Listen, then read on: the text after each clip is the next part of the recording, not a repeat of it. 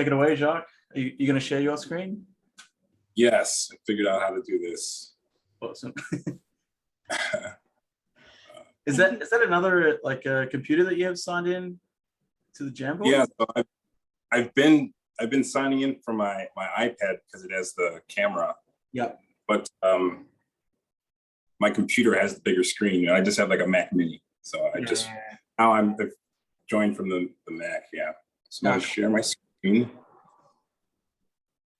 It says it's disable participant screen. My bad. Every time.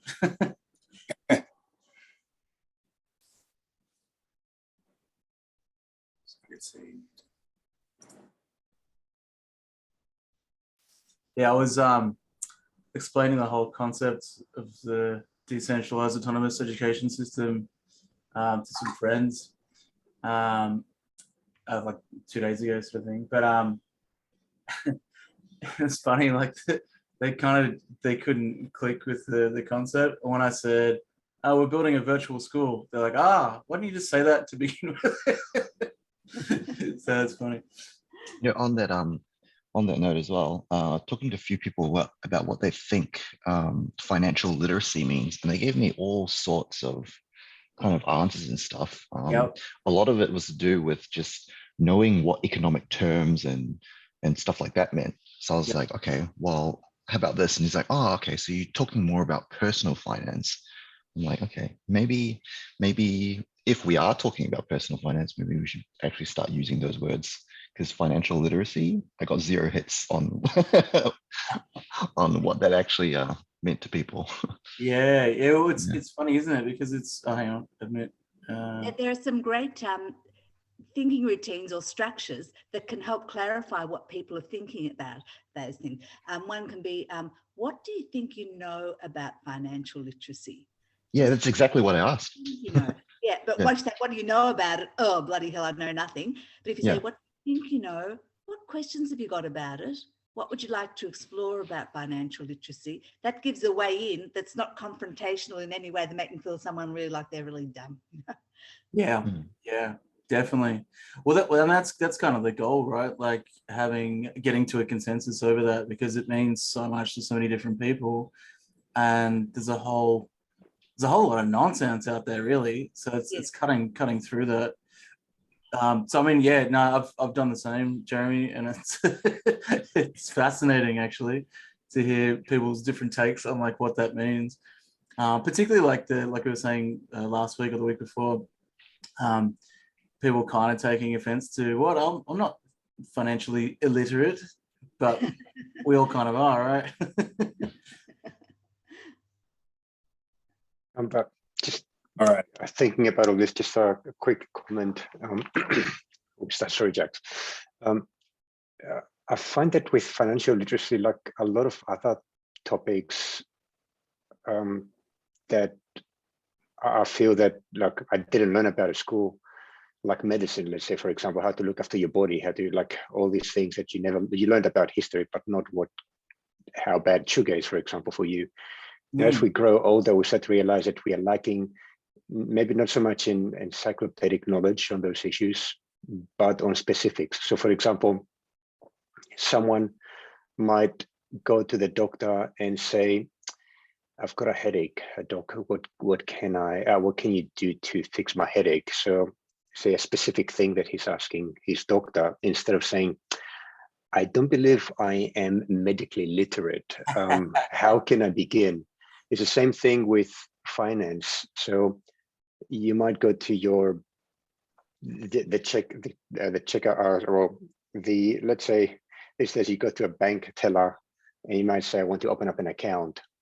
And you ask the bank teller, I want something with good interest rate, maybe a term deposit, instead of asking, I'm not financially literate, how can you help me, right? So I find that the conversation usually with people that are curious about Bitcoin and those new methods of making payments, they understand, for example, the problem of inflation, and they've heard somewhere that cryptocurrency, and specifically Bitcoin, actually they'll say Bitcoin instead of saying cryptocurrencies. I've heard somewhere that they can help with the situation. So they might ask a specific question, how can Bitcoin protect my savings, instead of saying I need to understand more about how finance works? So I'm just throwing that out there because sometimes as educators, I find that with myself, we come up with big plans on how to educate the world and turn everyone into scientists and researchers. But in fact, what they're looking for is something very specific to help them solve an acute problem. Yep. So I thought, since we're talking about curriculum, I'd throw that out there to express my own frustrations with all sorts of types of knowledge, including medicine and engineering and legal stuff. So I'll go to my lawyer and say, I've got this specific thing. Could be, for example, about I know a property transfer, but I'm not going to ask him to explain to me the whole theory of property and the legal system around it. But okay, what documents do I need, right? Mm-hmm. And since Michelle is here, I'm going to switch my audio over. Hi, Michelle. Hold on a second. Yeah, so I'll stop here. Yeah, no, that's back to you.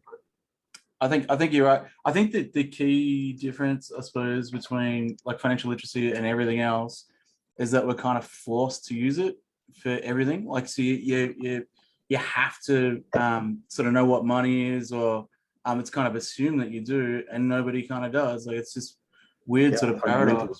That's right. Yeah. But yeah, maybe language. Yeah, I mean, 100% language is the is the key to explaining.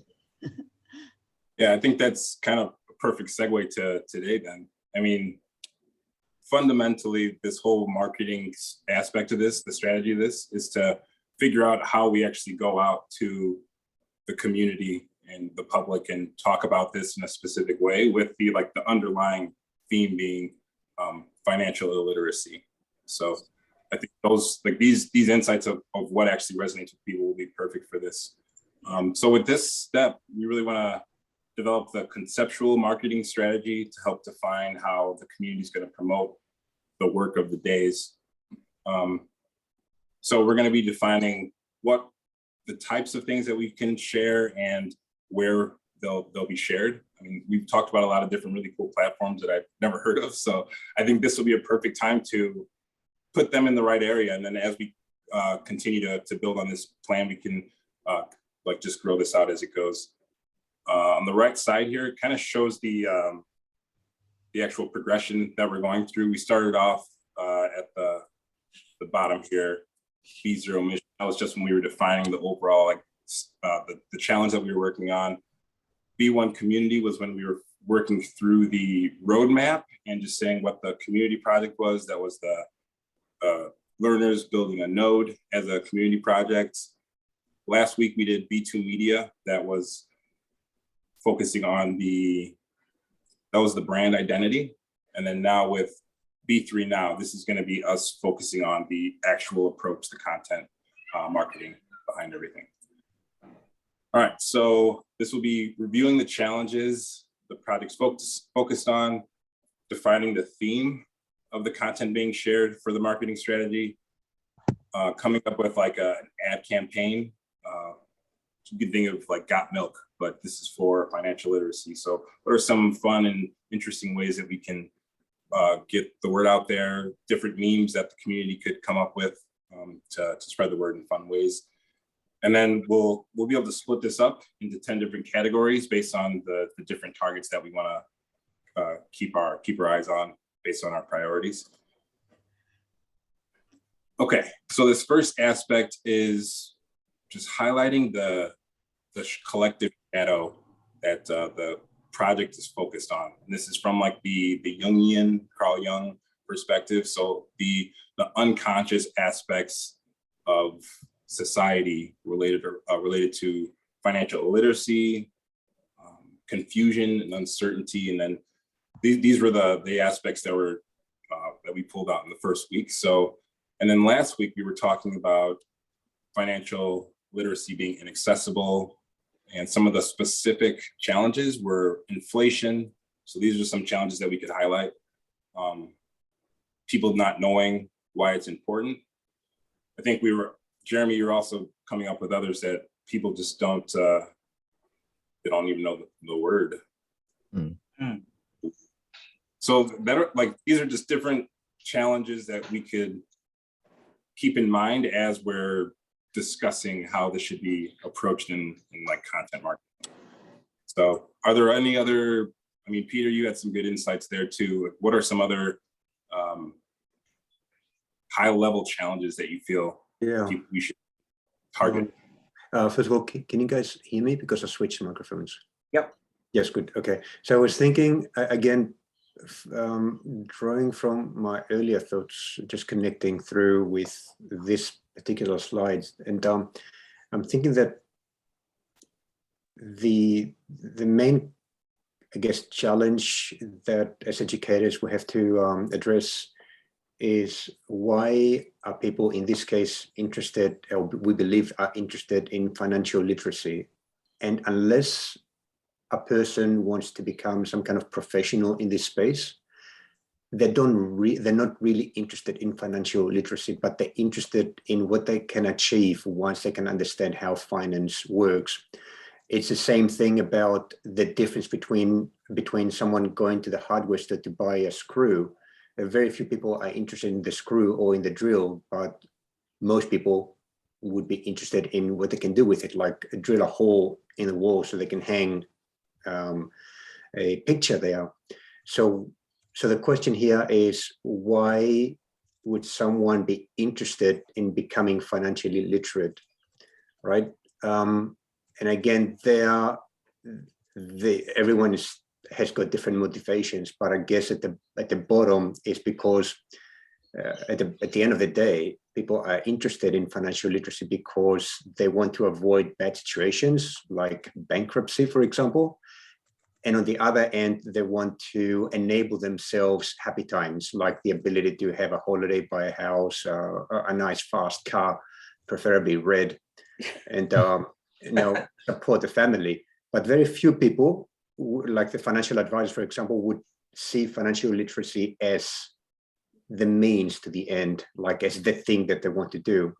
So I guess we should somewhere, maybe if not in this slide, address why we want people to be literate. Since we are talking about things like Bitcoin and cryptocurrencies, I guess I'm just throwing out like mindstorming here or brainstorming answers to the question why. There would be reduce control of my financial state from governments and central banks, future-proof my net worth, my today's net worth, accumulate more wealth over time to protect my lifestyle.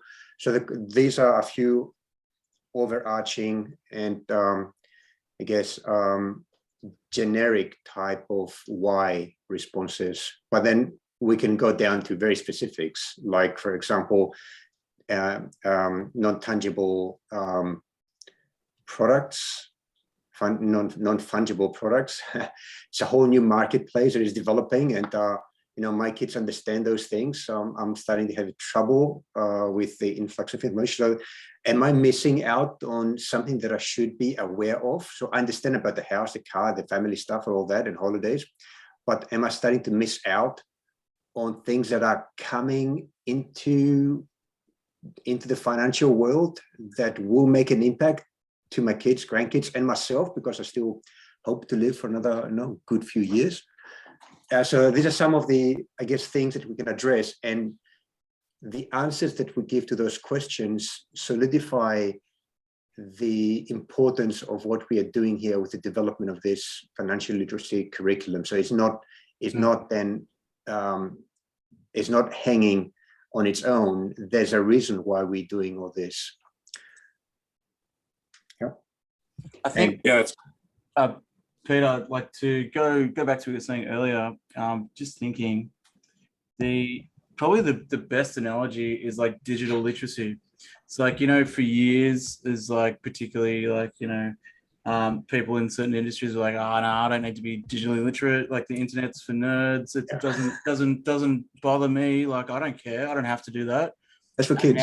And now it's everything, right? Like so now you you can't do anything if you don't have like digital literacy. I think we're at that point, but maybe you're right. Like the language around it. I think Jill put a really good point in the chat there about decentralized finance rather than financial literacy. So decentralized financial literacy. I like that. And Karen put a bunch of good points in there as well. I don't know if you want to mention those, Karen. The teachers are they're already overloaded and under so much pressure, and they're concerned about why would we spend time on something that's not assessed, and what do I know about it anyway, and I'm trying to think of going back to the why that Jacques put up and thinking about how we can connect it in a way that educators may be thinking about. And global issues is something that is now a topic that's sometimes discussed, and global issues and equity are very important matters. And what equity is there in the world and in the classroom, in the school, and in between independent, private, Catholic school? What equity is there when people just don't have the same things and don't know how to get them and want to get them and things like this? And so I'm trying to tie it into different education things or discussions, and also thinking about the language again and terminology. When I spoke to someone recently who said, "What are you working on?" I said something really interesting about financial literacy. She said, "Oh, I so want my children to learn about financial literacy. And what's it called?" And I said, "The Bitcoin School." "What do you mean the Bitcoin School?" "Bitcoin's about big money." And I said, cryptocurrency, blockchain, looking at past the coins and and this is someone who is financially literate. And the terminology, we have to be really how we frame it and market it.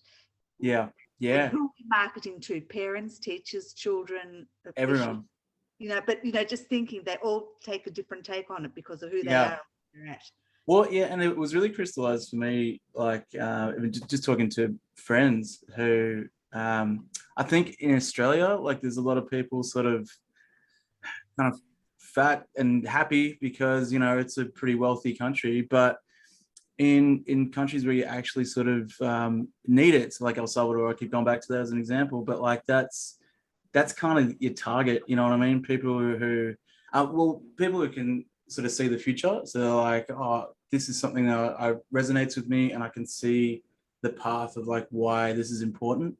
And then people who are sort of destitute and need help, need support, and need a learning community around that. So many good points in this chat here as well. I think just one more point. I think the re-education issue is also important. I think what you said hearing about what do we need this, like we've been fine with fiat currency, especially people in Australia. I like the RBA having control of my interest rates. It's cool. It got me where I am now. I find that common in a lot of disciplines, but it's like, imagine you have a doctor that says, "I know everything there is to know about brain surgery because I've been studying this topic for 40 years and it served me well. I don't need to know anything else." And apply that to people in finance, their own finance, not necessarily like a banker, but I built my business from the ground up. I've got like 5 houses. I'm good, no problem. But things are changing, right? So financially relearning finance and how it works in a high-tech society, I think that's also a why here that we can put in and address.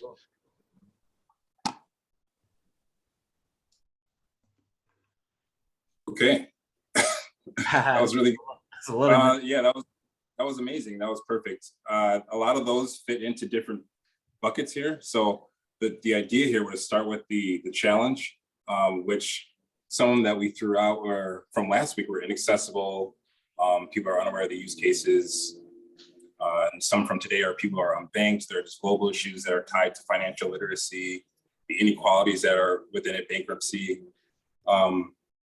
So if there's any more that come up through the conversation, I'll just keep coming back to this slide, but I think that's a good place to start off for like the foundation of the marketing.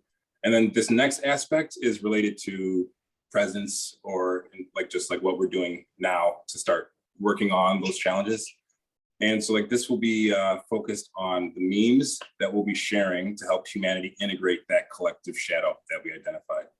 And so like memes are lot of people think of them as just like funny things that people share on Twitter, but ultimately they're like units of culture. It's kind of like just a way of how we transmit information and evolve our culture. So if we can, with that in mind, pulling some of these underlying themes on the left side here from what we talked about last week. So there was the 5 aspects that Jill, you identified: knowledge and understanding, relationships and conversations. They're all laid out here. And then also financially literate for the 21st century, building a sense of community. Peter, at the beginning, you were talking about specifics for acute problems. I think this would be a good place to talk about the solutions that we can put in place. This is like the high level of what we're going to be talking about on Twitter and other social media platforms, the overall themes here.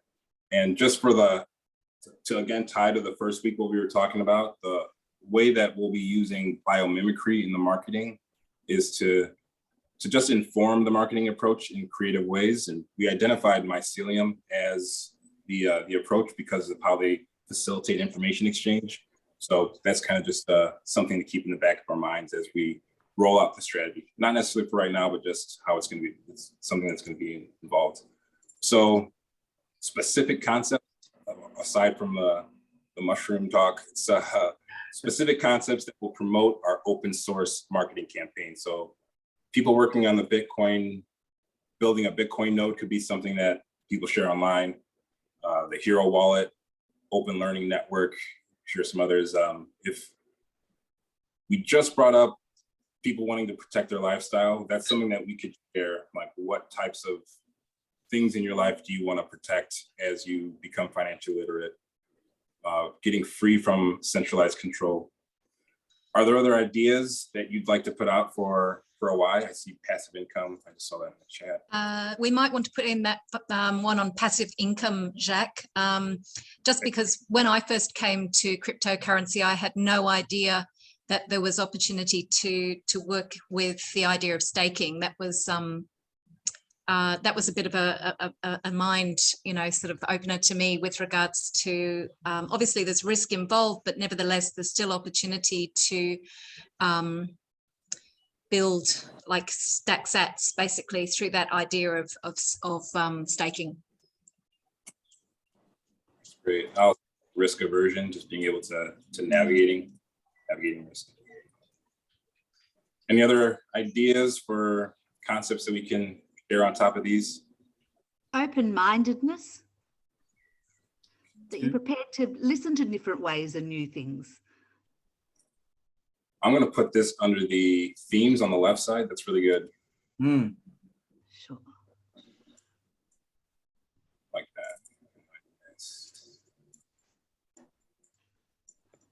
that. Feel free to throw anything else out, or we can keep moving. I think that should be good for now. Yeah, it's good. Okay. And then this next aspect is music broadly, but through the lens of just how we're going to be. I mean, I always like thinking of the fact that everything in the universe vibrates, so it's got to be emitting some level of frequency. So all of this is kind of music in some sense. So how are we going to be tying all these ideas together and sharing them in creative musical ways? So the first week, this is something we can revisit, but there was a book that was going to be related to willpower, and that's really just meant to define how we can talk through and maintain a cohesive strategy as we move forward, specifically for the marketing and the ad campaign here. So this is, you could think of these as just fun, creative prompts that the community could create.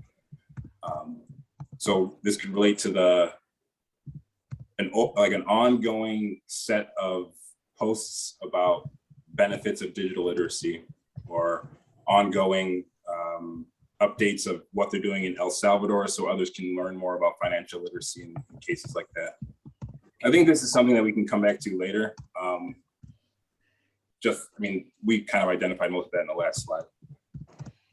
So, Jacques, I wonder, sorry to interrupt. Just No, sort no of worries. occurred to me. I wonder if there's any way with this that we could actually connect with, the audio crypto coin, and some of the work that some of the coins are doing with regards to, sort of the digital form of Spotify type of thing. Audio is not the only one. I think there's other ones involved as well. I wonder if we could sort of reach out to. I actually built one years ago called Songcoin. Wow. Yeah, literally just a fork of BTC. It's probably still like running somewhere. Yeah. You should just bring that back. But yeah, it was the idea was just like a tipping mechanism for artists or whatever. But yeah. Yeah. The audio is a cool project. Mm. Yeah, so if I guess this is really just a space in case. Sorry, Karen, you just added something in the chat, I see. Yeah, Let me see. about experiential marketing. Mm. Ooh, okay.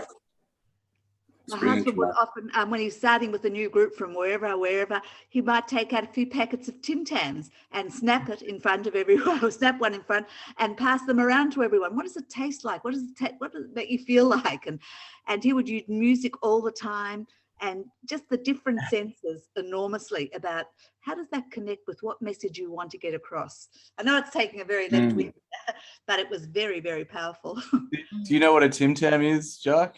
I don't. Chocolate cookie. What's even a biscuit? It's a chocolate cookie. scone or a chocolate cookie. I thought it was a drum, to be honest. Yeah, he would have done that too. It's not just what you say, it's all the things that impact on you. Yeah, right. And an aroma going through the room or whatever, That's great. That's cool. Cool. Yeah. And a way to just think about these memes that people share will be like billboards for the School of Bitcoin, and the short clips that people can share on Instagram or Twitter or TikTok. They could be just seen as little advertisements that people going through the program could share to raise awareness for it. Maybe throw in virtual school in as well, because it seems to resonate with people. And with kids talking about what they've learned. Kids' stories are so powerful. Yes. Yeah, I really like that, Karen. Yes. Just on that, have we got time just for me to give you a little kid story? So I just very quickly, I did a supply teach just recently, and I was thrown in because I'm literature, English, and political science is my background. So I was thrown into an essential English class, which they came in, and a class of 12 boys, they came in and said, we're the dumbest in the school. And they were ready to muck up and be really rude to me because I was only in there for a day. And first thing they did was they stood on the table and they pretended to play with the air conditioning. So it was going to be really challenging. And I didn't say anything, and I kept really quiet and calm. And then they all got behind their computers and they said, oh, do you know anything about crypto? And they started getting their heads down. And I knew that they were crypto, playing with buying crypto basically. And I went, oh, okay. Cool. But I kind of kept quiet again. They went, you do know something, don't you? And they went from being really antagonistic and really difficult to leaning in. And I had to be really careful that I suddenly wasn't telling them what I really did know. But suddenly we met, and there was this conversation where they stopped trying to tell me they were dumb at English. And we were actually talking about when they'd purchased. So they're 17-year-old boys. They'd been purchasing. Brilliant. Yeah, they'd been working in the pizza shop, earning $14 an hour and putting their $14 an hour into Bitcoin and ETH and all sorts of things since they were in grade 8. That's beautiful. Wow. Yeah, beautiful conversation. So they came into the class ready to disrupt, stand on the desk and be really rude to me. They went out, their posture had changed. They said, thanks so much. It was really good to meet you. They all walked out and they were still talking about their ideas for what they were going to do and their strategy, they were still dumb as dumb with English, and that was their words, not mine. But that didn't matter. The fact was we'd connected and they were actually financially literate. And that is, I think, a beautiful testimonial as to how they were bucking and really angry about the system that they were put in, and assuming that I was part of that system, but actually realizing that there was this bridge between what they wanted to know for their future and what I was prepared to contribute to that. Yeah. That's amazing. That's so cool, Jill. It Wow. sounds like the next generation of dropouts. Yes. It's really dumb. Yes. Yeah.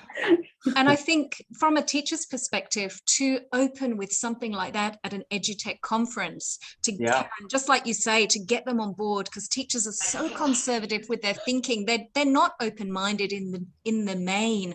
And you can't say that to them because they all go to these coaching sessions to be a growth mindset. But the thing that holds a lot of teachers back is, unfortunately, the legislative curriculum and the feeling that administration are constantly expecting them to build their brand, and their brand is about meeting standardized testing routines. And that then revolves around a whole range of issues that feed into behavioral issues, but also feed into mental health issues. So I think, you know, what we're doing is so much bigger than just financial literacy. And I'm very excited to be part of this group. That's awesome. That's such a cool story. Wow. It's amazing, isn't it? Like, and years ago, like, those kids wouldn't have had like anything like that to make them, like, they created their own community, right? Yes, it was community. Yeah. That's fantastic. God. Did you show them what we're working on? I was a supply teacher at that school for one day, and I was like, oh, they're never going to ask me back, which is cool as well. They're cool as well. But I was like, you know, guys, this is not financial literacy. And they go, no, that's okay. And they were still leaning in, and it was their body language that really, I was like, wow, you can be ready to sort of have a fight with me type of thing, and then suddenly just ready to, right, let's sit around the table and let's discuss this. Yeah, I had a similar sort of thing years ago. We went to what was it? I think it was Mount Eliza. So we had like a relationship between the schools. So the group of year 8 kids, and this was like, remember like years ago when Minecraft was sort of taboo in schools. It was like just at the start of that, it's like, oh, it's a game, it's like something bad or whatever. Went in and I was like doing a prayers to these kids, and there was like a group at the front, like with their iPads, because they had like one-to-one iPads in school, and they're like giggling and doing something on the iPad. I'm like, what are you guys doing? And they were like hiding the fact that they were playing Minecraft. I'm like, no, that's what we're doing today. That's the point of it. And it just like flipped it. Like they thought they were doing something like naughty or bad. So akin to like what they were doing, like with their cryptocurrencies. Like it's really fascinating when it flips. Yeah, absolutely. Sorry, I derailed a little bit, but testimonials, I think, from learners are very important. Yeah. Oh, this is fantastic.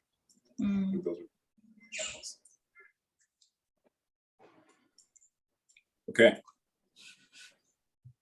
Yeah, I think, and then that is great to round out this section. And then this next part we'll be going through, this is going to be going through all 10 different aspects of this overall process. And then we'll be splitting things. We'll be getting even a little bit more focused on what we'll be delivering on for the actual marketing. So this first one is really basic, but the books that we selected, this is just meant to show like this is one way that we can go about marketing. Is we have these books. One way we can go about it is sharing book quotes on Twitter. We can share book quotes on Instagram, on the Discord server, just show people where we're getting some of this content so that they can find more resources that they can expand their own knowledge. And then we could also have people could also share questions as prompts that could turn into just different questions that we even include into the curriculum down the road. So I'm just going to leave that one right there. And then the rest of these, I think we can really dive into how we want to do things more creatively here. So for the community aspect, this is really for project status updates and ecosystem growth. So this, we have the virtual events that we'll be doing for Mozilla Hubs. Gordon was talking about D-Work, which looks really interesting. Yeah. stacking pool onboarding initiative would be just like a way that we're going to build community about people that are contributing to the overall network. And then BTC.US names, that's how people will be able to transact and communicate in a sense with this. And then the actual platforms that we could talk about community on, or Twitter, Discord, EPEF. I didn't know what that was. I just saw that today, Kieran. It's pretty cool. So it like talks to Twitter. So essentially like it's uses MetaMask to talk to Twitter, but it's built on top of it. So anything that you peep gets hashed on the Ethereum blockchain and then tweeted out as well. So like the idea is like unstoppable tweets. It's pretty cool. But then I read this morning that MetaMask is doing KYC. It's like, what? So like any MetaMask account that's not, I think it's like by November, if you haven't done KYC with MetaMask for it, meaning know your customer, they're killing the accounts. I'm like, wow, it's next level. So yeah, it's huge. That's going to kill a lot of projects. Yeah, it's really interesting. Are there any other social media platforms that would be good to focus on for? Can I just show you something? I'll put my camera on. I'll ask my kids and get back to you. Yeah. Can you see a book that I've got in front of my camera? Get what? You get Yep. what's the title of it? And you don't get upset. Yeah, but you get that. And it's a classic about kids wanting everything or wanting what everybody else has got. And what can you do about it? I mean, it's a classic book, and children's books get a very, I'm using that in other books in something that I've been asked to write about the power of books. Very exciting to see how big messages, it's an exciting project because very big messages, and the target is parents and teachers, important issues and matters can be conveyed so clearly and promote discussion by a picture book. That's, Karen, that's a really interesting idea. And I think I mentioned a card game idea in a similar sort of vein that opens up conversations around what people think cryptocurrency means, and it can be played around the table with kids in the family home or maybe in pastoral care groups at school. But again, coming back to simple messages, I think it would be a lovely project to do from the School of Bitcoin if we could maybe, just as an idea to put out there, to do something like You Get What You Get, but for definancial literacy. And that would be really, a really cool project, I think, to get a message out on a really simple level. Yeah, for sure. Are you thinking even like bringing that together with the game, like bringing that together? Yeah, maybe. I have actually started, I've actually put together some key ideas for that game. Maybe next, maybe I could, the Jill's card game idea, but maybe I could actually put that forward somewhere so that Karen and other people who are interested maybe could have a look at that. I mean, it's a smaller part to what we've got here. This is much bigger framework, but it'd be very exciting to maybe share what I'm thinking, because I think it would feed into some of those big questions like Peter suggested on what the why is, and some of the questions that Karen's talked about with regards to the thinking questions. So maybe if there was a smaller place for us to actually look at those cards and feed them in. What are your thoughts? I'm wondering if we could build the card game on stacks. Yeah. So like each of the cards, you're actually hashing onto the BTC blockchain. So we create them on GitHub, like we said before. Yep. So we run through the process of a DAO for the card game. Yep. Then the end, once we sort of finalize a version, so we have like different versions once they get updated on GitHub. Then hash each of the cards on stacks. I reckon they'd love it. I think they would, and I think from that and the brainstorming and also the final sort of card game that came out of that, Karen, I think it would be wonderful to actually weave that into a simple book for kids about managing this new wave of money system that's coming out, and we could potentially bring in somebody who would do the simple graphics that would go with it, because you'd need the pictures, the sort of that animated sort of cartoony type picture to walk it through, but it would be simple. And I think once you'd done the brainstorming on something like the card game, you could then condense, really, take that message down to Karen a little. I'm assuming a little bit like the ideas in the book that you just showed us. And I think it'd be very powerful, and I think it would feed into our social media campaign. Jill, I'd be very happy to work with you on that. And what I've found, I'm working on this other project I'm doing, looking at global issues through a child's eyes with teachers and parents. The books that a team of us are getting together and working on is really, it's so powerful. So I'd be very happy to work with you. Oh, super. That sounds awesome. Yeah, so like each of the cards would be like an NFT. So we're hashing them. It's on the BTC blockchain. I'm sure we could even apply for another grant specific to that, because that's a pretty cool project. Yeah. Would have a lot of impact on the community as well. Yes, I think so. Yeah. What are the rules of the card game? The rule. Oh, Jeremy, such a good question. So I've actually written. I will actually get this. I'll clean up my draft because I've been working on it for the past week, and I actually have written the rules of the card game. So basically, it's not competitive. The whole idea, going back to that why, is so that it's opening up the conversation. So you've got a deck of cards basically, and you get into your groups, and basically you've got 1, 2, 3 on the cards, and the person in front of you who's working with you will say question 2, and say you have to look at question 2, and you go, oh, question 2, okay, and then you read it to the next person, and they have to think about it. But they're all thinking. It's really opening up and exploring ideas about what you think you know. So there's no wrong answer, but if they say to you question 3 and you go, oh, you just go pass, and then you put it down.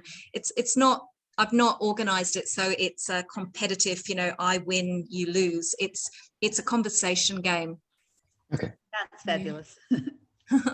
Like sort of a Trivial Pursuit sort of style, right? Yeah, something like that. And some of those games have really taken off big time. I'm just trying to think. They're the kind of games that you buy for your family for Christmas because you want to sit down and actually have a laugh, but also, test your knowledge a little bit and have a bit of fun. Yeah. I reckon that'd be so fun. Let's definitely do that. Yeah. Keen to read as well if when you're ready to sort of share what you've got down. That'd be awesome. Okay, it'll be in draft form, but if I can I'll clean it up a bit today, and I might just put it out there to everybody, and feel free to dive in, add, change, and let's see where we go with it. Yeah. Cool. And like you say, then even if it's in draft format, it's something that we should be applying for a grant, even in retrospect, to sort of, move it forward, but mop up sort of what we're sort of discussing as well, because I think it will help us take it to that next stage with a lot of the questions that have, I think, come in the frontal part of this particular meeting. Yeah. Well, my initial thinking was like from the grant, like the ANZ grant that we get, we stack all that, create a multi-sig wallet sort of between all of us, fun projects like that. But I think that's so tightly knit with what we're doing. It kind of makes sense to build it like on stacks to begin with. Okay. That's cool. Okay. It's exciting. Very exciting. There's something that people may be wary about is this all this talk about money. Are we trying to say, oh yeah, you can get whatever, you can get anything, you've got enough money, and what does money mean, and what does being rich mean, and all those sorts of things. And when that's not what we're looking at all, it's more about equity, everybody having a fair go and knowing how they can get that. And again, coming back to children's books, there's a little book called How to Be Rich. And it's about a little kid who's miserable talking to another kid and said, oh, I'm so miserable, I've got nothing. Oh, you showed me that. That was great. Yeah. And it's classic. And the way it talks about, and this little girl says to him, but what happens when you lose a tooth? Does the tooth fairy get you something? Yes. And if that's how much a tooth is worth, what would a foot be worth, or a leg? and it just goes on, and he said, but I can't give you anything. And she says to him, but you can give me a smile. You can give your friendship. Look how rich we can be if we play together. So just trying to change. That's beautiful. Yeah. We're talking about values and concepts. 100%, Karen. Well, that's kind of what we touched on last week as well. So like once you have So like once you get to a certain point with financial literacy, I suppose, or financial literacy, you have responsibility, and I think that's the key. So we're creating a community of people that are sort of responsible for each other and trying to help other people. So it's not, yeah, it's a big thing to keep in the back of your mind. Like it's not a get rich quick thing. That's not what we're building. It's a community to help people. And for more people to achieve their goals. And goals aren't always related to money, but how to have the opportunities to learn more or experience more or different things. Yeah. These are great. Anything else for the community? There's a few in the chat, I think. Oh yeah. From Peter and Michelle. We got meetings here. How to invest your pocket money. Oh, you guys got to go, do you? 10:30. All right, no problems. Thanks for jumping in, guys. Yeah, thank you so much. Yeah, thank you. Really excellent Right. comments. Yeah. We still have another 10 minutes, so we'll stick around. We'll stick around for 10.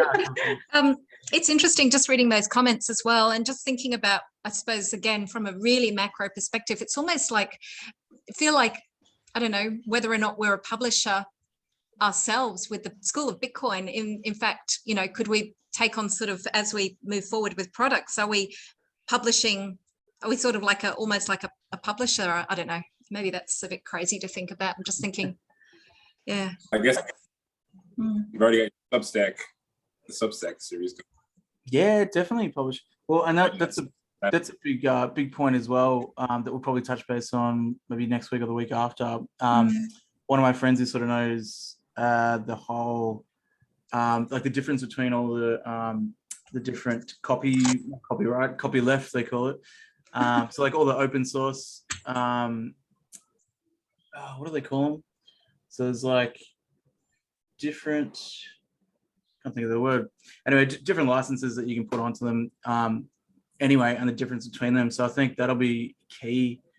So yeah, definitely publishers, but how do we want to do that, and like what license do we want to put on that as a community? Yeah. Oh, thanks, Peter. It's not crazy. Definitely a publisher. Thank you. Oh, Michelle, thank you. Great. Yeah. It's great. It's great how these brainstorming sessions, you suddenly sort of see what you're doing also in an additional light, and you think, actually, yeah, I hadn't seen it in that light. That's right. And it's also really respectful to make sure we acknowledge when we use things that we've learned from other people. Like when I said before about what do you think you know, Think, Puzzle, Explore is a Project Zero Harvard thinking routine. Yes, and, it is. And you know, what is it? Yeah. Project Zero. Okay.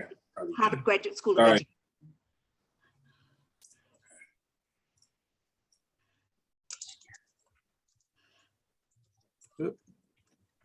Yep. Awesome. Okay. All right. This next section we drew these out last week, but this would be, okay, if we were sharing on social media, we could share videos and memes about individual and societal health. So this was related to, there were videos about hash rates, the digital energy, the Bitcoin as a battery, thermodynamics. So it's different videos like that about how the School of Bitcoin is learning from different videos and creating original videos about what we're working on. So any ideas here? Yeah, I just threw those in this morning, creating our own. I think that'd be, so as opposed to my crappy video that's on the website, it'd be good to get a high quality one, actually explaining what we're trying to do. And within that, I guess, weave in the concept of a virtual school. And the other big thing that I just threw it in was I haven't found a good video for it, but if we come across one, or maybe we create our own, is the hash rate explainer video. So like why that's important, as opposed to looking at price, because I think that's a huge thing where people get stuck. So yeah, at some point creating that or finding something that sort of explains it. Yeah. All right. What's this LBRY? LBRY is So they're- fantastic. So basically, it's akin to Peepeth actually, but it's its own blockchain, and it's like a decentralized YouTube. So basically, you have nodes all over the world. It's proof of work as well, and your videos sit on a distributed network, and basically can't be deleted. Like YouTube deletes a lot of student work, Yeah. which is just awful. So we've actually been using it for a number of years, but we actually did. Actually, Karen, me and Maheen interviewed the CEO. I think it was in the last lockdown. We just reached out to him, and he set up like a fund for students to create their own videos and stuff, which is really cool. But it's what I love about it as well is you can actually sync it to your YouTube channel. So at the moment we can't. So the Bitcoin aggregated site that I run, you need for the YouTube channel, you need 300 subscribers to be able to sync it. So I think we're up to like 111 or something. So once we hit 300, I'll just sync them. So it'll be YouTube front end, pushing everything out to LBRY. So utilizing that blockchain. That's awesome. All right. Have we created an Instagram? I don't think we have. I don't use Instagram at all, so I've got no idea. Neither do I. I really just put that in because I do. So if Yeah. if I wanted to put a presence there, I could definitely help. with Yeah. that. Yeah, for sure. I also do, and I follow a lot of Instagrams as well. So I think it is a really good way of getting the message out to a different range of people, a different demographic. So I agree. Yeah, I'd be happy to help you with that, Jack. Awesome. Student claymation project for video competition. Oh. Peter, yeah, what's this? Peter, can you explain that? So, so you could have kids creating claymations about what Bitcoin is to them and the financial literacy. So this is a video that our son created, and he does a whole lot of gory claymations as well, but there's one of his cleaner ones. So cool. You That's can just really- do it with Really good. a phone and some Really good. Play-Doh. That's what that was done with, and a thing of Maltesers for that. But he now has professional claymation clay that he uses on the other videos. So Yeah, he could explain some of this Yeah. concepts, like stacking. so we can get Ari in to explain one day. Let's hire him to make our videos from now on. eh? That's so Yeah, he's good. 12. He's So on the market. Brilliant. I'll ask him about this and talk to him. What was That's so that? cool. I'll talk to him about this project. Yeah. Just leave it with him to see if he can come up with something, and like in relation to his animations with clay. Yeah. That'd be so fun. That's an it's a amazing. bit work. cheeky too, because it's taking it to the real world. Yeah. Love it. How cool. Yeah, definitely put a note about that. That's awesome. Yeah, it's good. Oh yeah, I put that in the I put it in the creative story, but that's actually a video. So let me put it over here too. And things that happen through this can actually make the news. Like, for example, in Melbourne this week, there's a festival called Moomba, Get Together and Have Fun. And it's the first time we've been able to have it for 2 years because of COVID. And part of it is a huge parade down the street with all sorts of fancy floats. Now, children this year have been asked to design the floats and to design things for the parade. And some children designed huge walking puppets and talked about what they designed and how they designed it. And that was a really important news feature last night, how these little kids had drawn what they wanted, and now they're coming out and seeing these big puppets in action, all colourful like they're in their drawings. And, you know, to catch people's attention in a news item, especially when children are involved, and valued equally as all the artists who design floats. I mean, wonderful way of getting to a very mixed audience who will probably be looking, because news is one thing most people watch at some stage. Yeah, brilliant. Any other ideas for videos? And just different memes that we could put out for a Oh, updates. Kieran, your story that I talked to you about on Twitter. Yeah. Oh, Mm. you can explain, Jeremy. Oh no, I think Kieran made a comment in one of the meetings last week that we were on just went a little bit downhill, and I kind of asked him what it was about, and he kind of briefly told me how It'd be the department shut everything down. Yeah, basically, yeah. So like the school I was at is turned very traditional.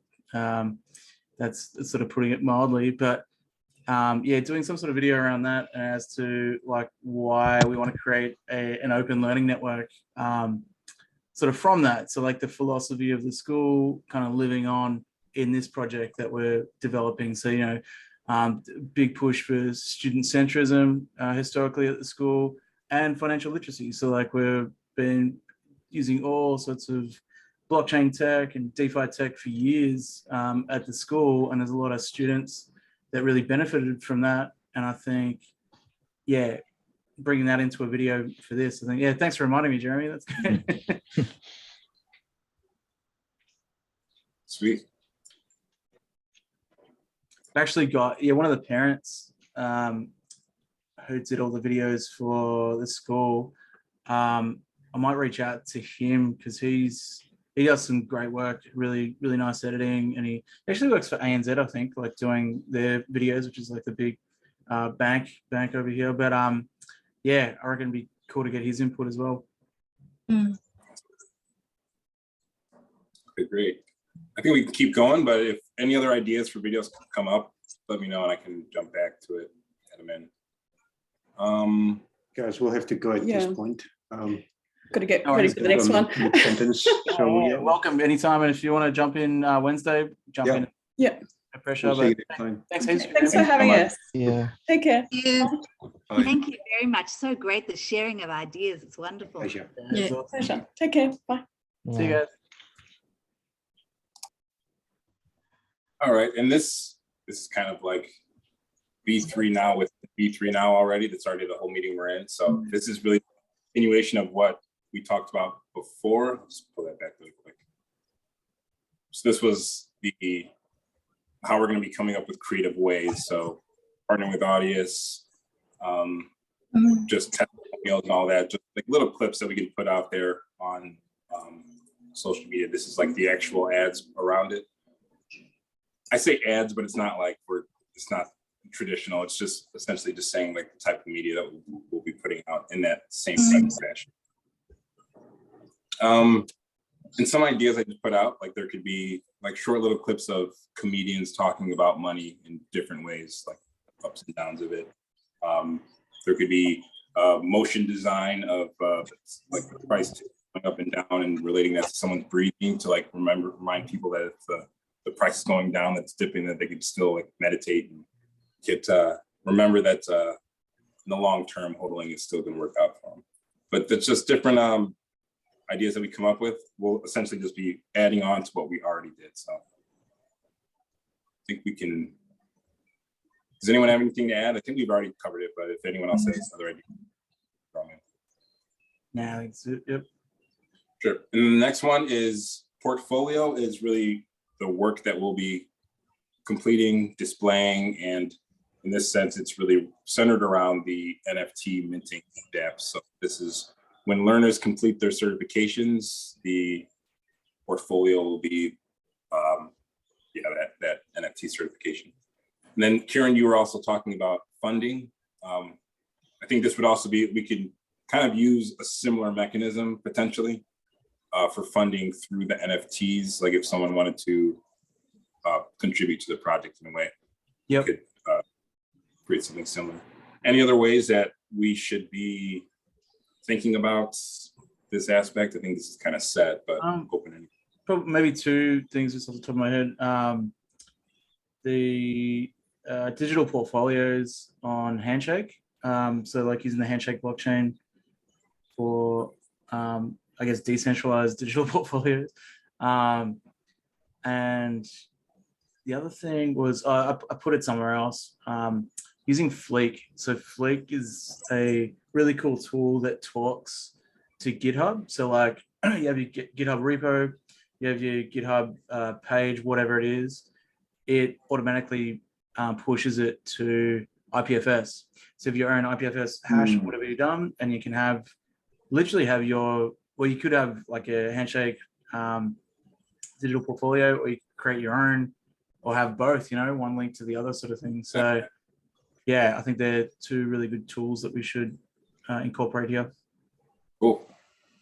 Perfect. Okay, keep rolling. We can always come back. So the essay aspect of this is writing that's going to explain the project from different technical perspectives. So we have the white paper that we're working on, the blog series. I don't know what you would call that, Jill, that you've been working on. Have you thought of? At the moment, the blog series is sort of interspersed. I've done 2 so far, following on from meetings that the last couple of weeks. I sort of want to ask a little bit about that, because I think I put a note on the Jamboard, Jacques. What I might start doing is make that a weekly occurrence, but from that, then potentially unpack it a little bit so we can actually put things into maybe Instagram or Library or Twitter, so that our message is coming out maybe of the meetings, because that's where the blog posts have sort of been generated from. But I'm trying to incorporate everything that people are saying, so that it's a community, so it's sort of written within that community dialogue that we're having. So if I can pull out as we move forward, at the moment it's all sort of the conversations are in the blog posts, but yeah, I think I'm just wondering how I manage that, so I make sure that we've got this community dialogue that's being developed effectively. Yeah, brilliant. It makes a lot of sense. The other one I threw in there was the Hive blockchain. I don't know if we want to use that or not, just throwing it out there. It's basically a fork of Steam. So Steam is like a blogging platform built on its own blockchain. Some guys have spun it off into the Hive blockchain. Seems to get a lot of traction, like a lot of people utilizing it. So might be something we look at, maybe even like, reposting from Substack to that at some stage. Yes, that was my other question with Substack. Is at the moment the blog posts and the meetings, it's not, they're cluttered. It will get very cluttered. At the moment we haven't done very many. There's a podcast option within Substack, but there's no video and podcast. So essentially your videos of your meetings sit there within the articles. So we will get to a position where you won't be able to find anything very easily. Yeah. And it doesn't matter at this stage, because at the moment we're building up a repository of writing. And I think it's important that the writing, I think I said last meeting, the writing has to sort of be built up like that, because you never know when you're going to need that information, whether it's for a book that's published or whether it's for articles that are published, because you can go back to that set of sort of continual, like almost like diarized writing. But yeah, it will get messy. Yeah, true. Very true. We'll have to have a think about that. Yeah, just that management. Yeah. And Medium's another good tool. Yeah. Yes, Medium is good. yeah, I know Medium, like I've used it in the past, and it has an actual publication within it where you can have different categories that might help with if we start talking about topics. But then I also want to keep in mind, especially with all of these, some things that Jeremy, you brought up before, just wanting us to stay focused with all of these. I mean, we're kind of throwing these out, but I think for each of these sections, we can settle on the ones that are the priority. Like for this one, it would be Substack would be the priority, and then everything else would be derivatives of that. So yeah. Okay. Yeah, agreed. I think I'm just not necessarily Substack, whatever we decide on. It seems like that is. I think Substack's the way to go. Okay. It's easy to use. Very easy.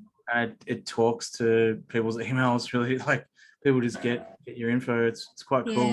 Yeah, you own your audience on Substack too. Yeah. Quick question for you. Interviews with, I mean, Kieran, you obviously did the interview with Brave New Coin. Have we thought down the track, maybe not too far down the track, with regards to, you know, the Paul Barons or what Bitcoin did? Have we thought about extending sort of that message and that reach to that next Definitely. stage?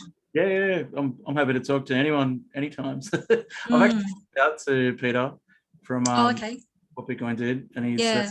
like, why he's just inundated. So I was actually gonna do a show with him, God, I think like 2 years ago.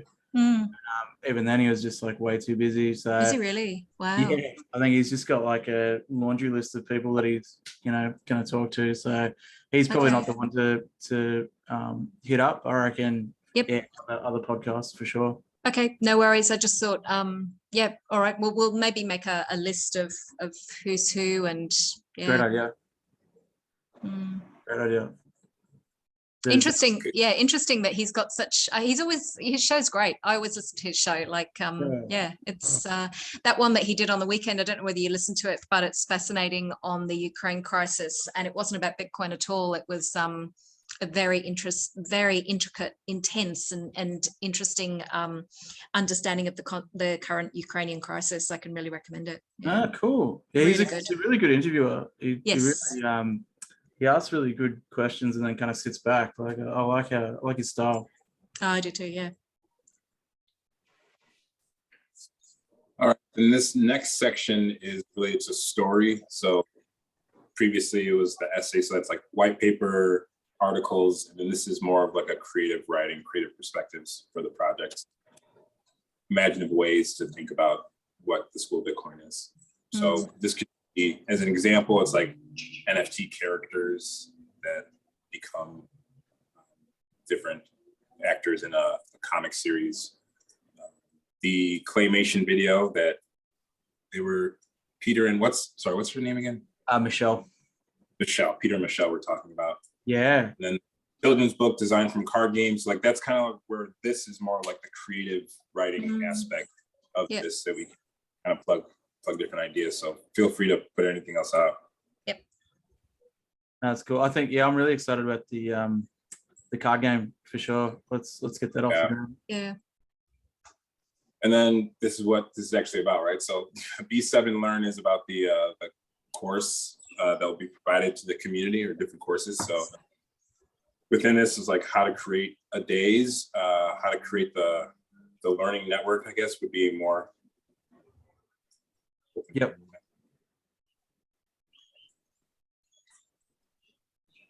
And then Kieran, I saw you added some.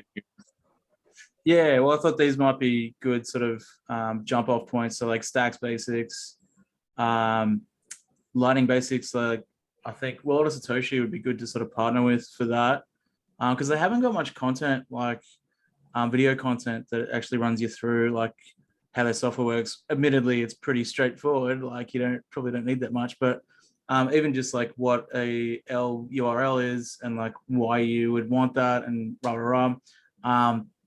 Then Xverse, I've just been playing with that.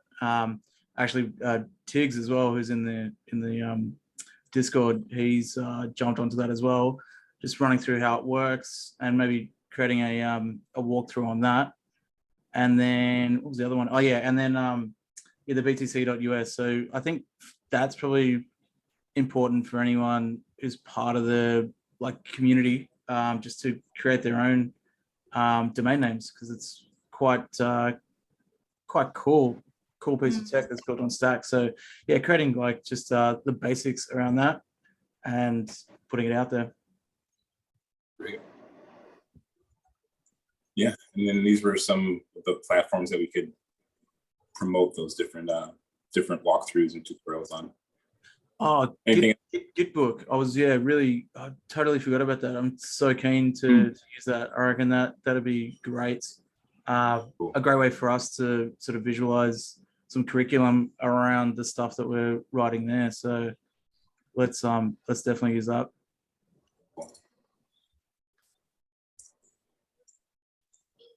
All right, keep rolling.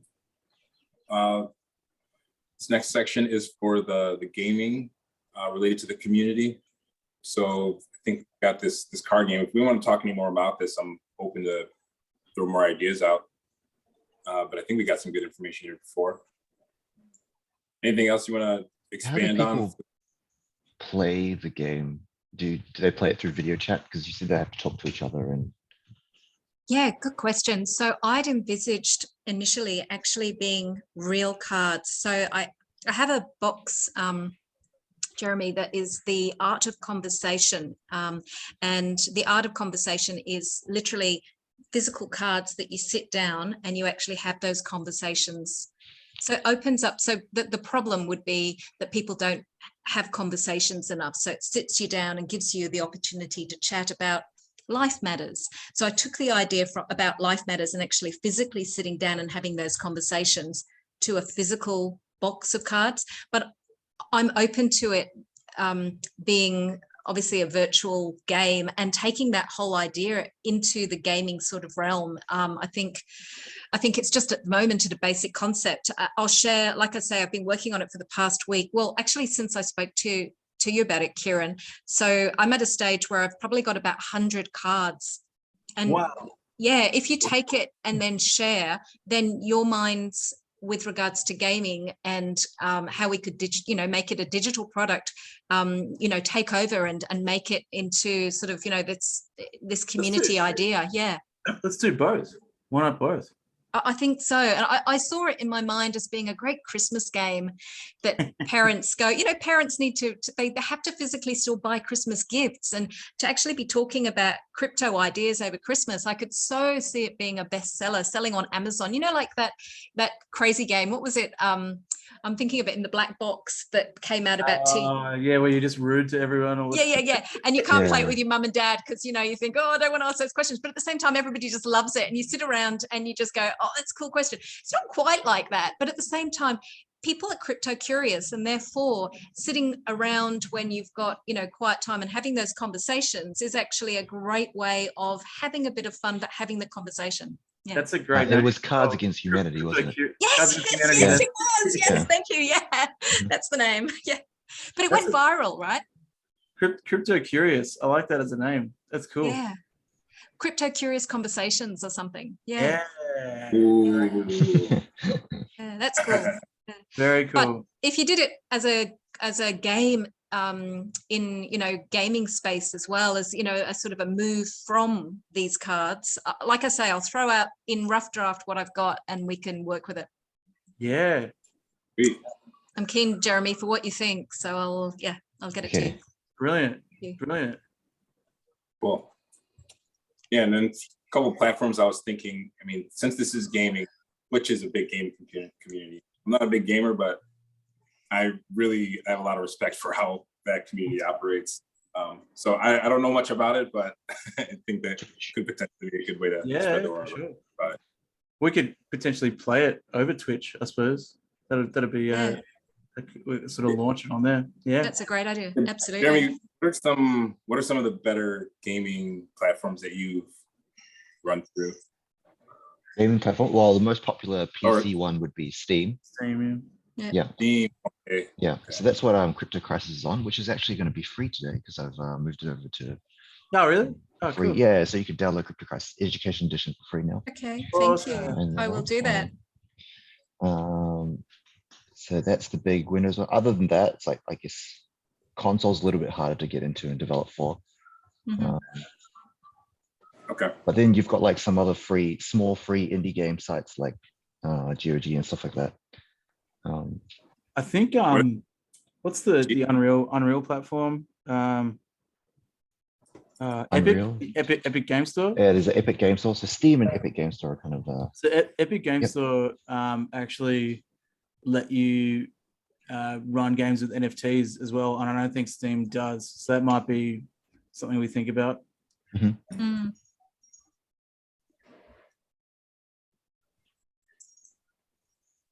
Don't ask me how it works with NFTs, but I've just read that it does. So. All right, but almost for this card game, I don't even think you really need a platform. You could just develop it all on, just have a website for it and then market it like that. Yeah. Yeah.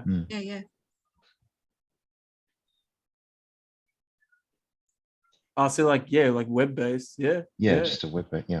Mm. Okay. What we talked about before as well is like having different versions and then having learners actually create cards. So we have like a version history. Then I think like next step is like actually hashing that on the on stacks for each of the cards. And it was like, this is this edition, this is this edition. And you know, learners sort of have ownership over it then. Because it's obviously going to get bigger and bigger. Oh yeah, you could totally create it as a DApp too, the card game idea. Yeah. Yeah. Cool. Maybe even do like authentication with Pyro or something. Mm. Yeah, another aspect. Sorry to throw more ideas at there. Yeah. This last section is really just the data structure of it. So this is really where GitHub, the repository, comes in. So all of this for all these different sections, we'll be able to just save in to the repo, and that will allow people to clone, and they'll be able to see all the different values that we're plugging in for this, for the overall strategy, and then build on it from there. So I think one of the other big aspects of this, the portfolio, is the, I guess also like the tokenomics, or not tokenomics, but just the actual mechanisms for how the pool works. Yeah. Let me put that in here. So you already started using that, Kieran? Yeah. So that what's the app called? It's Xverse. Yeah, Xverse. So it's pretty interesting the way it works. So basically, you get let's see if I can get into this. It's a bit laggy. You get, what do they call it? Oh, here we go. An error's occurred. There's like, they don't call it blocks. They call it something else. Delegations. So like you have X amount of time to get into a pool before the next round. I think it's like every 12 hours or something. But yeah, it's quite interesting. I think it's, oh, mine's actually gone through. Oh, cool. So I've got like the CDEC transaction hash, contact address, and then the function is the delegation. And then it sort of puts, it gives you a block number for that and timestamp and all the rest of it. But it says like in terms of the payout, estimated rewards, next payout in a month plus. So I don't know. It's like, there's not much, and there's not much online sort of running through this. So it'd be good for us to create like some content around that. But I'm still kind of learning. So once we kind of get our heads around that, I think it'll be good to create content for everybody else. All right, and that's it for this. And I saw, Kieran, you added a slide here. Yeah, just quickly, just thoughts. So I was thinking, yeah, Gitbook, obviously for the curriculum. So like what we sort of decide for like the sort of core or the basic curriculum that we're going to build out to begin with. How hard do you reckon it would be to figure out Pyro authentication to like a type form? So I was thinking there's a bunch of type forms that you can spin up to have quizzes. So we just do like a basic quiz. This is the curriculum we've gone through, Pyro authentication to that, and then optional NFT cert. I mean, I was thinking even the NFT certification we could just do manually for the moment, like if it's a big process to actually build it. But I thought that Pyro authentication to get to the Typeform website might be a cool thing that maybe isn't too hard to build out off the bat, but I'm not too sure. Have you had to play around with Clarity or anything, Jacques? I mean, I signed up for that course, didn't finish it though. All right. Yeah, trying to make sense of all this was a little bit more daunting than I thought. I can't also bring on learning a language, unfortunately. Yeah, but I've cloned the site and everything, so I know how to do authentication to a website. Like, Okay. Oh, cool. how, I mean, just it's kind of built into the NFT marketplace as it is. So as you click the button, you have to authenticate, and then it gives you access to go through it. So we could use that same mechanism that we have. I think we have the marketplace cloned to the School of Bitcoin. Yep. We have the repository to the GitHub. We can use that same authentication mechanism to then give access to the type form. Brilliant. Theoretically. Oh, that's awesome. I think we should be able to use that. Cool. Type form, I didn't even think of that. That's perfect. That's a perfect way to do this. And That'd be a plain, way to get it started. friendly. Yeah. Like it's and I think like the Git book looks really nice as well. So like you read through everything, we can bang in videos, whatever, and then specific questions to that. And then here's your NFT cert if you so wish. Maybe you don't want an NFT certification. That's cool. Yeah. But I think maybe that part we just do manually for the time being. So like someone finishes, they contact us, submit, and we're like, all right, here you go. We'll set you up. I think for now that's kind of the best way to go. In my mind, anyway. I don't know. Does anyone else have any input for that? Have we lost Karen? Karen's gone, is she? No. I'm still here. Okay. We're good there, yeah. And then She must have dropped off. That's all right. Yeah, does that make sense to you, Jill? Yeah, it does. Yeah, it's really interesting, isn't it, with regards to these courses? I've done the same, taken a lot, this learning curve for me, I've had to put a lot of energy and effort into taking my head from being very financially literate in the traditional sense to needing to, I felt, be financially literate in the decentralized financial literacy sense. So I've actually taken myself on that journey. And what I was going to say, Jacques, was it's interesting the number of courses I've paid for on Udemy to get me intro into blockchain or intro into NFTs. And I haven't finished most of the courses, but I've got from them what I needed. So I've done the crazy thing where I actually wanted to make an NFT out of a poem that I wrote, so taking my world to that world was my goal. And I managed to get it there. I don't think I finished the course and I don't know whether I could replicate it, but it's funny how I'm pulling out what I need to do in order, and my big why is because I need to be financially literate in a new space. So yeah, I suppose, one, it's interesting that we're not all finishing our courses and not all getting our certificates, and it doesn't matter. But two, our big whys are changing. And for some people like myself, I know I need to be on board this train, but we need to be getting a lot more people understanding their why. Yep, for sure. I was just looking at the flow of the curriculum to assessment and then NFT.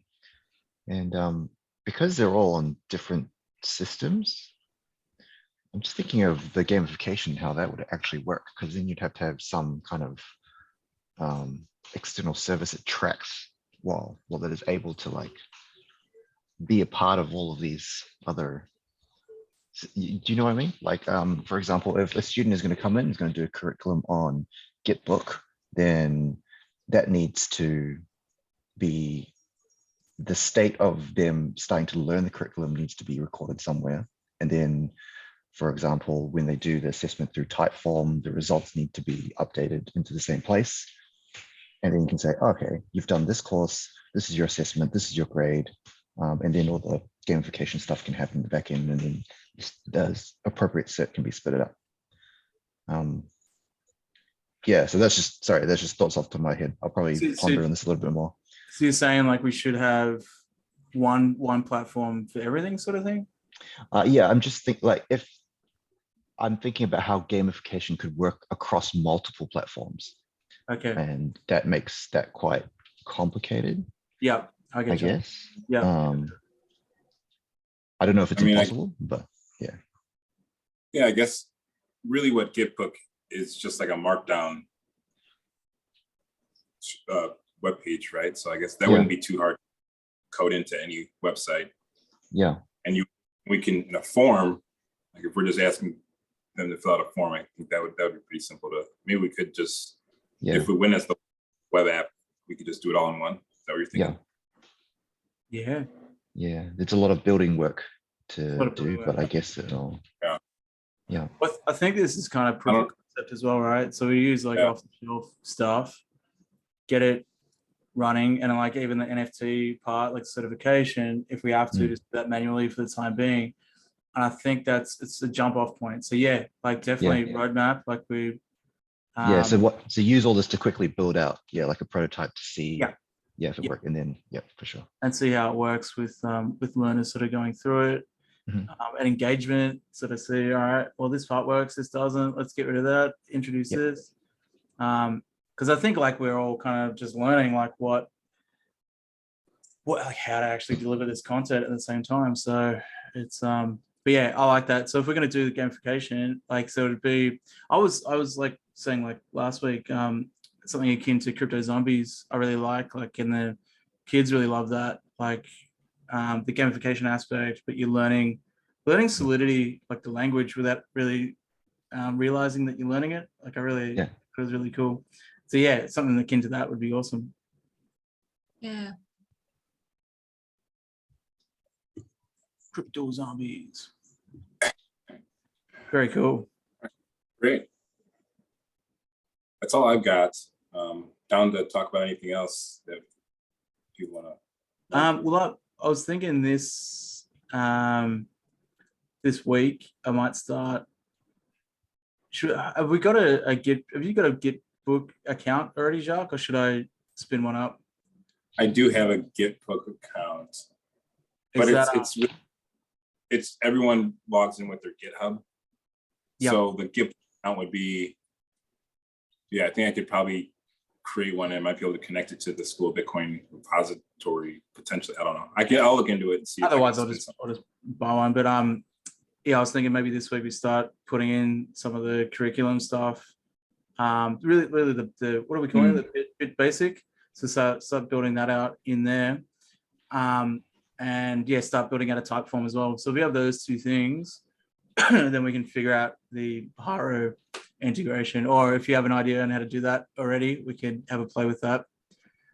So with the type form, you can just embed that in any website you have, right? Yeah. So it should be easy enough. Awesome. Yeah.